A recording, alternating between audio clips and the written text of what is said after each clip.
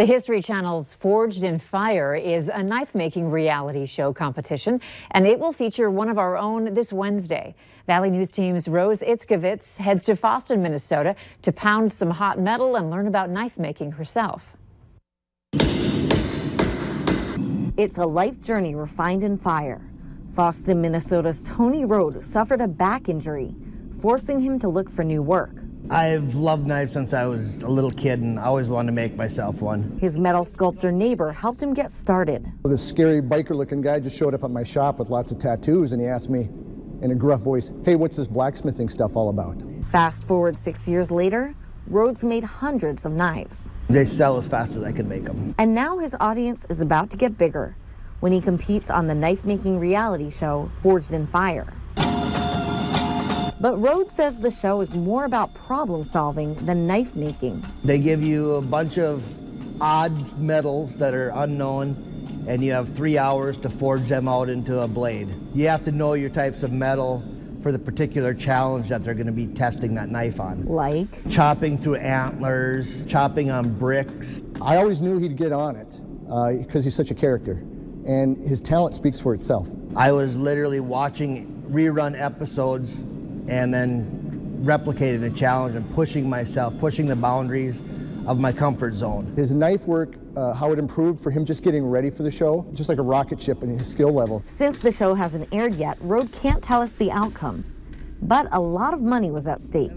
$50,000. Winner takes all? There's nothing for second place. But whatever happened, he says he came out a winner. The 3 guys I competed against are great guys, are lifelong friends. So how hard could this metal fettling be? It's heavy. Unlike Rode, I won't quit my day job for this. Now it's back in the fire. I'm done. That's good. That's enough for me. In Fosston, Minnesota, Rose Itzkovitz, Valley News Live. She did pretty well, I think. The show airs Wednesday night at 8 p.m. on the History Channel, and the 2 metal workers have a nonprofit where they teach young kids and veterans the craft of metal sculpting and knife making. You can find out more by heading to our website and clicking on this story. North Dakota hockey is looking for its first win of the regular season. Hear from the team later in sports. Plus, a local college student is rewarded for doing what she loves. When you look at the bold goals United Way of Cast Clay works towards and invests in, it's far-reaching. From adults to kids, to mental illness, to hunger and homelessness, to housing and everything in between, people are stepping up and making a more profound impact on the place that they call home. There's more personal responsibility for people to play for the person next to them. And when that happens, it becomes a pretty great place to live. My generation really wants to stay here and farm, but with Kevin Cramer and this trade war, they put that at risk. Yet Congressman Cramer dismisses the concerns of North Dakota farmers. But I hear all kinds of hysteria. We don't have a very high pain threshold. We can survive a lot, but this could put us under. Cramer turned his back on us here in North Dakota. He just follows what the folks in Washington tell him to do. If something doesn't change quick, it's gonna hurt people. The SCC is responsible for the content of this advertising. If doing what you enjoy involves familiar joint pain, there's a better way.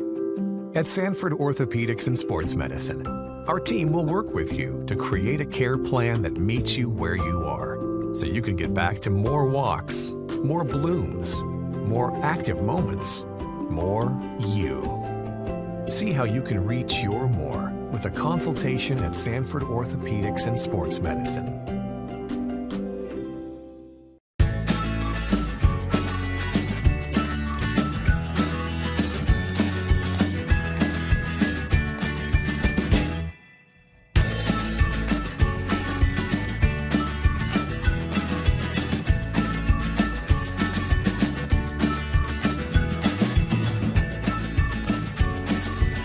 Our goal is simple: provide real values for real people. Family Fare, keeping it real. Today brought the surprise of a lifetime for an NDSU student. Ashley Lane is the first recipient of Sanford Health's Military and Veteran Scholarship, and it's a lot of money, $5,000. Besides being a nursing student, Lane is also a staff sergeant for the Air National Guard in Fargo. She has won multiple awards throughout her time on active duty, among them the Global War on Terrorism Expeditionary Medal and the Air Force Outstanding Unit Award. From a young age, Lane has known that serving her country was always something she wanted to do. I have an older brother in the Army, and I have memories of being young and going into the basement and putting his uniforms on and just like looking at myself in the mirror with my last name on a uniform. And it was something that I'd always wanted. And so as soon as I turned 18, I joined, and that service for other people has translated into everything that I do. Lane also volunteers her time at the Minnesota Autism Center, Habitat for Humanity, and the Salvation Army. The lunch ladies looked a little different at an elementary school in West Fargo today. The Valley Today's Lisa Badeau and Jordan Schreier helped serve up lunch today as part of National School Lunch Week.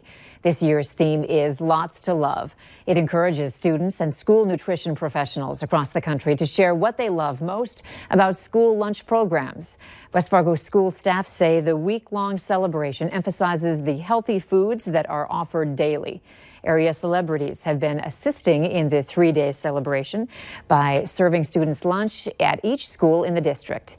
Area celebrities have been assisting in that three-day celebration by serving lunch, as we just mentioned in the last sentence, to all the schools in the district. We want to repeat that. It was worth reinforcing. Yeah, exactly. Absolutely. Well, UND looking for their first win still on the ice rink. We're going to hear from head coach Brad Berry coming up next in sports.